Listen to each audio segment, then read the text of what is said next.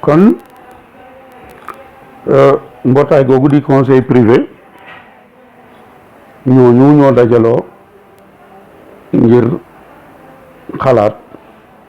wax ndax du ma ko tuddee ab atte ndax du ab atte ndax atte booy atte nit ki war naa am ku ko layal waaye li tax ma ni du ab atte lii ñu ko attee Merlin mi nga xamante ni moo doon directeur des affaires politiques ab rapport am la boo xam ni bind na ko alxames ñaar fukki fan ak juróom-ñeent ci weeru août ba alxames ja dellusee di le 5 septembre ci la ñëw gaaral ko ca conseil ba nga xam ni dafa dugg rek daal di jàng la mu bindoon ayug bis lu jiitu ñuy daje ca suuf mu ñaan gouverneur ni ko dama bëgg nga wéyal lii ma bind ñoom ñëpp ñu xaatim ca suuf signé ñu wéyal nañ ko kon nii wax naan procès verbalu conseil privé bu 5 septembre ma ni du procès verbal ndax procès verbal bu doon am bi sëñ bi duggee ci bureau bi lañ koy wax la ñuy bind la muy tontu ñu bind ko ak la xew ci bureau ba kenn ku nekk xam na ni procès verbal noonu lay doxee waaye procès verbal boo xamante ni bind nga ko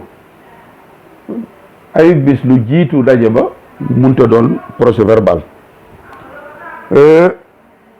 mbootaay googu nag di conseil privé war nañ cee def ab taxaw seetlu lu tax ñetti atte yi nga xamante ni bii ñaar yi ci 1895 la benn bi di ci 1896 ay atte lañu yoo xamante ni atte yu doy waar la bi ci njëkk ci weeru avril lañu ko atte góor yàlla buñ doon wax Amadou Alpha Moussa doon góor yàlla tukkuleur gu nekkoon Fuuta ñu doon ko wooye le Mahdi de Galoya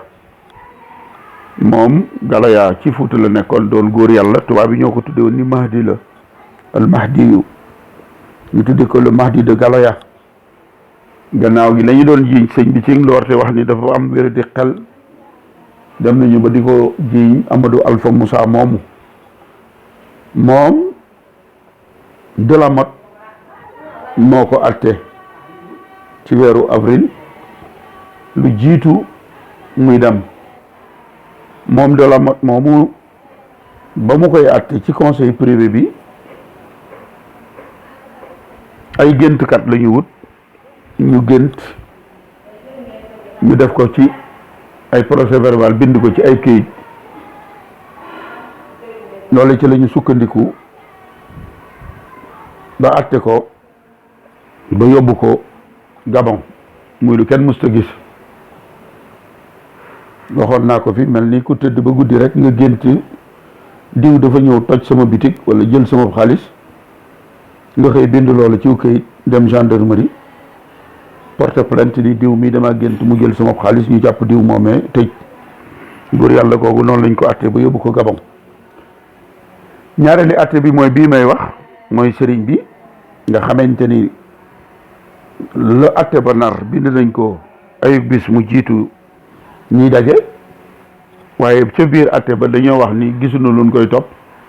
waaye nañ ko yóbbu ba li muy woote nit ñi fàtte ko ñu yóbbu ko Gabon nga xamante ni kenn du fa gëm li muy woote nit ki kay bu fekkee da nga koy topp gisoo ci moom dara da nga ko war a bàyyi waaye condamné koo xamante ni bii gisoo loo koy toppee loolu mooy ñaareelu atte bi may wax ci septembre 1895 ba ñu demee ca weeru janvier ba ki nga xamante ni mooy Chaudié mi mute wuutoon bi ñu atte sëñ bi moom ñëw atte sàmbalaw bi ci le 2 janvier 1896 atte boo xamante ni lettre ba tax ñu yóbbu ko sëñ Fallu waxoon nañ ko ñëw nañ ci ay yoon ma Abdoulou moo fexe ba ñu yóbbu ko ci lettre bu amut